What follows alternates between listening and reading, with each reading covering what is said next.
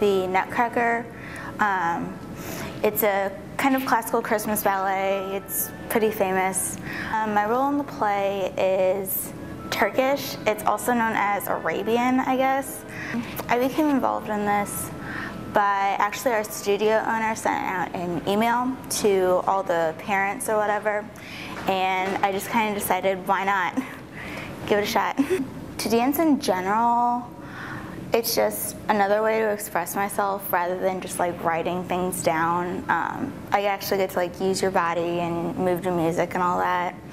In the Nutcracker, it's basically the same thing, only I get to put on a performance with other dancers for people. I do enjoy being a part of this because I get to participate in a ballet that I've always wanted to, and a lot of people like know it, so it's just kind of a cool experience.